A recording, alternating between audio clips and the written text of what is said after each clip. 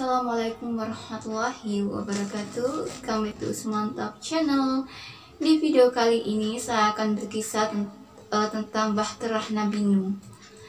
Jadi Nabi Nuh adalah seorang nabi ataupun rasul utusan dari Allah Subhanahu wa taala. Nabi Nuh diutus untuk berdakwah. Beliau berdakwah setiap hari kepada kaumnya. Tapi semakin Nabi Nuh berdakwah kepada kaumnya semakin membangkang, semakin jahat, semakin durhaka, membuat perbuatan keji, dan tidak mau menerima ajakan dari Nabi Nuh alaihissalam. Bahkan ketika anak-anaknya beranjak dewasa, para orang tua melarang anak-anaknya untuk ikut ajar Nabi Nuh, menyuruh anak-anaknya memusuhi Nabi Nuh dan membangkang durhaka kepada Nabi Nuh. Nabi Nuh seolah-olah beliau merasa bahwa sudah tidak ada harapan lagi untuk kaumnya. Tidak ada harapan lagi untuk suatu kebaikan pada kaumnya. Maka Nabi Nuh pun berdoa kepada Allah Subhanahu wa taala. Beliau berdoa dalam surat Qamar ayat 10. Begini doa beliau. Maka Nabi Nuh berdoa kepada Rabb-nya, sesungguhnya diriku telah dikalahkan, maka tolonglah aku.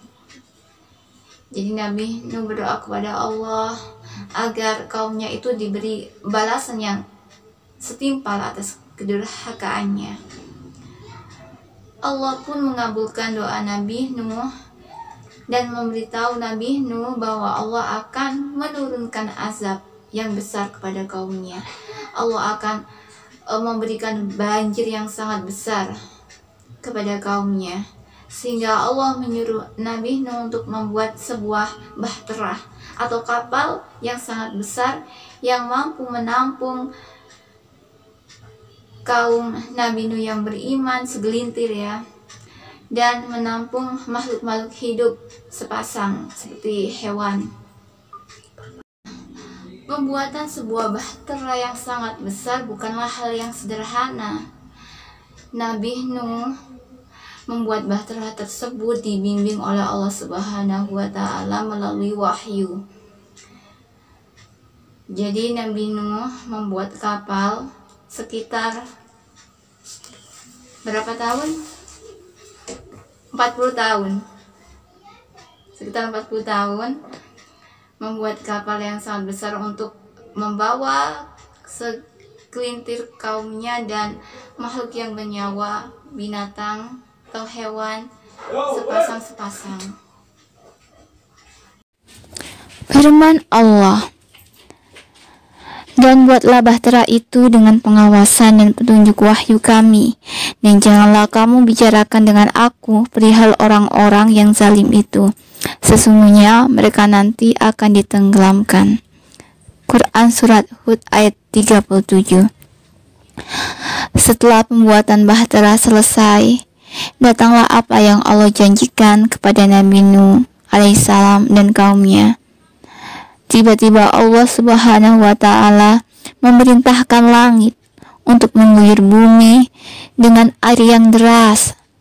Disusul bumi agar memancarkan air dari tanah dari segala penjuru dengan cepat. Tungku-tungku tempat perapian pun berubah menjadi mata air yang tak henti-hentinya terus keluar. Bertemulah sumber air yang melimpah, baik dari atas maupun dari bawah. Allah Subhanahu wa taala memerintahkan Nabi Nuh agar segera naik bahtera beserta orang-orang yang beriman dan keluarganya, kecuali anaknya yang bernama Kan'an. Allah menyuruh agar Nabi Nuh secepatnya naik ke bahtera dan tidak memberi masa tenggang waktu. Berbagai macam binatang dengan pasangannya berbondong-bondong mengikutinya. Setelah seluruh muatan sudah naik, maka Nabi Nuh berkata kepada seisi makhluk yang ada di bahtera tersebut. Quran Surat Hud ayat 41. Dan Nabi Nuh berkata, Naiklah kalian ke dalam bahtera dengan menyebut nama Allah di waktu berlayar dan berlabuh. Sesungguhnya Robku benar-benar Maha Pengampun lagi Maha Penyayang. Allah Subhanahu wa Ta'ala memerintahkan mereka berdoa. Segala puji bagi Allah yang menyelamatkan kami dari kaum yang zalim. Dan katakanlah, wahai Robku, tempatkanlah kami pada tempat yang diberkati, dan Engkau adalah sebaik-baik yang memberi tempat. Quran Surat Al-Mu'minun ayat 28-29. Saat itu, seisi bumi dipenuhi dengan air, baik gunungnya, bukitnya, padang pasirnya, bagian datarnya, dan jurangnya. Bumi saat itu benar-benar tidak bertepi, semua terendam oleh air. Semuanya dipenuhi dengan air.